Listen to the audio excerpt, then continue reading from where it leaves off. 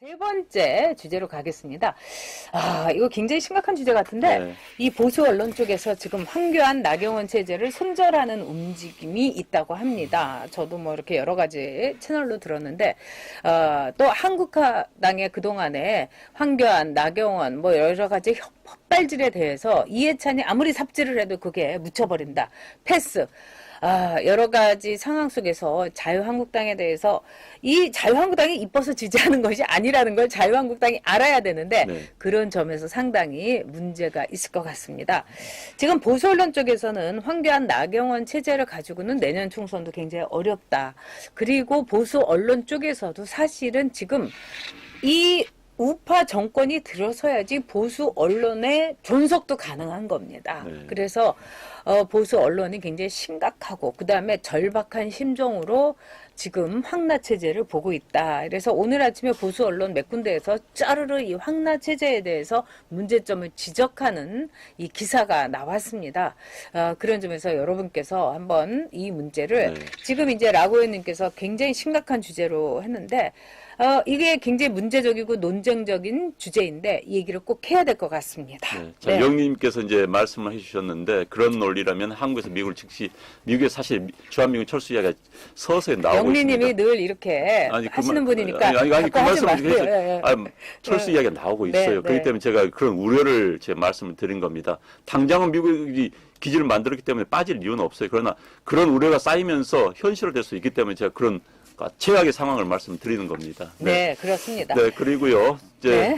현재 최근에 이제 한국당을 아끼는 분들도 참 한국당 지지자들도 최근에 한국당에 일단 헛발질에 우려를 네. 많이 하고 있습니다. 지난번에 무슨 뭐 표창장을 줬다든지 50만 원짜리 상품권을 줬다든지 이게 이제 한국당 제가 만나본 한국당 의원들마저도 이게 대체 뭐야? 이런 이야기를 제가 들었습니다. 네. 뭐 이랬다고 그래요. 그날 상황이 이제 의원총회를 열었는데 갑자기 의원들이 이제 이름을 부르니까 나간 의원들이 처음 이번에 그러니까 국정감사 잘한 의원들 상주나 네. 이런 생각을 했답니다. 그리고 네. 나갔더니 갑자기 무슨 뭐 전번에 뭐 TF 잘했다는 그래서 이제 자기 또 깜짝 놀랐다는 이야기가 있었어요. 내부에서도 이야기가 나왔습니다. 게다가 이제 무슨 뭐 가산점 문제도 왔다 갔다 하는 이런 분들 이게 사실 참 안타까운 게 저도 한국당이 참 잘 되면 좋겠다 이런 네. 지지한 지지한 사람인데 자꾸 전 실축을 하니까 이제 중간층에 있는 그런 지지자들이 쟤들은 어쩔 수가 없네. 우리 참 좀 지지하고 싶은데 좀 잘해줘. 이런 이야기 점점 많이 나오는 거예요. 그래서 정말 안타깝습니다. 네. 네, 저는 가장 안타까운 것이 뭐냐면 이 정치라는 것은요, 지지자들의 그 흐름, 그 다음에 네. 국민들의 어떤 이 눈치도 봐야 되지만 가장 중요한 거는 어느 방향으로 갈 것인가. 즉, 이 바른 쪽, 오른쪽, 우리의 목표를 이제 지도자들은 딱 지정을 해주면서 이 팔로워들, 그 지지자들을 이끌고 가야 되는 겁니다. 그걸 우리가 그래서 리더십이라고 얘기하는 거죠. 근데 리더십의 실종이다. 지금의 이제 황교안이나 나경원 체제로서는 지지자들을 리딩하는 것도 제대로 못하는 것 같아요. 당연히 그러니까 즉 리딩도 못하는 겁니다. 그래서요 우리가 이렇게 볼 때 지금 표창장이나 인재 영입 이 문제에 있어서는 한번 지지자들이 이걸 짚고 가줘야지. 지금 어쨌든 간에 자유한국당이라는 이 틀 속에서 우리가 총선을 치러야 되는 거는 어떻게 보면은 부정할 수가 없습니다. 근데 지금 오늘 이제 보수 언론 쪽에서 우파 언론 쪽에서 나온 이야기를 보면은 이렇게 나옵니다. 반 문재인, 그 다음에 영남 빼고 뭐가 있는가, 그 다음에 조국 그 사태 이후에 그 어떤 정책이라든가 그 어떤 목표를 제시하지 못하고 있다. 그 다음에 감동과 전략이 없다. 그 다음에 당 대표와 원내 대표의 의사 결정이 따로따로 논다. 따로따로 노는 것과 더불어서 어떤 문제가 있냐면 뭐 최고위원 회의라든가 내리라면은 정말 그 의사결정 구조에서 정상적인 다 이 자유한국당을 제가 이전에 한나라당을 들어가 보니까 장점이 하나 있었습니다. 즉 체제, 시스템이 있는 정당이었던 거예요. 그러면 체제와 시스템을 통해 가지고 의사결정을 해야 되는데 그냥 갑자기 툭 던지고 나온다는 거예요. 그리고 황교안이라든가 또 어떻게 보면은요, 이 나경원이라든가 이 분들이 그 중에 한두 명의 얘기를 속살거리는 걸 듣고서 딱 결정을 발표해 버린다는 거예요. 그러니까 여기에서 문제되는 것은 뭐냐? 대변인도 몰랐고요. 최고위원들도 몰랐고요. 사무총장도 몰랐고요. 다 이렇게 된다는 겁니다. 이거는 큰 문제 아닌가 이런 생각이 듭니다. 네. 정치에서 승리하기 위해서는 역시 정치는 이제 유권자들 상대로 하는 겁니다. 기본적으로 유권자가 수요자지요. 네. 물건을 파는 구매자입니다. 그렇습니다. 그럼 구매자들이 물건을 팔려면은 감동을 줘야 되는 겁니다. 네. 우리 식당을 가서 식당에서 가장 하면은 음식이 멋있어 감동, 주인의 친절을 감동을 줘야 되는 겁니다. 한국당은 현재 감동을 못 주고 있습니다. 네. 그래서 감동을 주는 건 뭐냐? 정치인에게 감동을 우리가 요구하는 건 내려놓는 겁니다. 가장 큰 대안 내려놓으면 되는 겁니다. 현역 의원들의 상당수를 불출마 선언한다든지 한국당이 지금 불출마 선언했다가도 다시 나 그런 말 한 적이 없다는 분들이 있기 때문에 언론으로 비난을 받는 거거든요. 그래서 감동을 주는 거 가장 기본입니다. 거기를 바탕으로 생각하면 다 풀립니다. 자, 현역 의원들이 속된 말해서 4선 이상의 중진들 상당수가 난 지난번 탄핵 과정에서 내 잘못이다. 보수가 이렇게 붕괴된 데는 나의 잘못이다. 사실 한국당의 현역 의원들은요. 그 책임에서 빠져나올 수가 없습니다. 110명 모두가 현재 보수에 이렇게 보수에 잊혀지까지 이르게 정말 몰락까지 이르게 하는 데는 한국당이 책임이 없다고 할 수가 없는 거예요. 그들이 반성을 해야 되는 겁니다. 그들이 나와가지고 자, 난 내년 선거는 최소한 쉬겠다.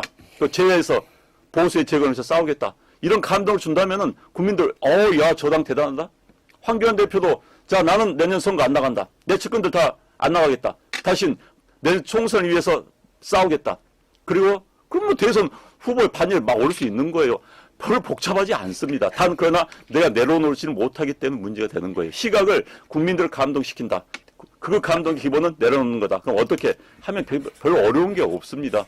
그런데 이제 본인들은 어렵겠죠. 그러나 우리는 요구할 수 있습니다. 당신이 내려놔야지 보수가 산다. 이거 요구할 수 있는 것이죠. 네. 그렇습니다. 그리고 보수 정당에서 이런 전력이 없었냐? 있었습니다. 과거에 수많은 YS 때도 그렇고요. 4선 이상의 의원들을 다 찾아가서 이번에 하지 말아달라. 이번에 당신부터 고만 내려달라. 3선 이상. 네. 예, 그렇게 됐습니다. 네. 또 뿐만 아니라 2004년에 이 선거에 있어서 총선이었죠.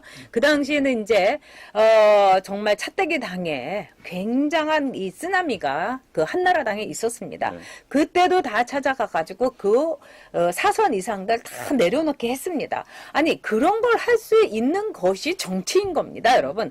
누구를 영입하는 것보다도 지금 자유한국당에서는 손을 내려놓게 해야 되는 겁니다. 다음에 한번 나가지 말아라고. 그러니까 황교안, 나경원부터 자기가 나가지 않겠다. 이렇게 얘기하면서 3선 이상들은 싹 말하자면은 다음 선거에 나가지 않겠다. 이렇게 해야 됩니다. 그러면은 정말 초재선, 그 다음에 밖에서 들어오는 영입. 아니, 이 자리를, 낡은 자루를 털어서 비워야지 사람들이 들어올 거 아니겠습니까? 네. 자기네들은 딱 버티고 앉아가지고 무슨 개혁과 무슨 공천을 해야 되는 겁니까? 보리님 말씀대로 60%, 정말 제가 볼 때는 80%는 내려놔도 끄떡없이 돌아갑니다. 그리고 지금 황교안, 나경원 이렇게 내보내면은 그 다음에는 뭐 누가 하느냐? 할 사람 많습니다, 여러분. 그거 걱정하지 마십시오.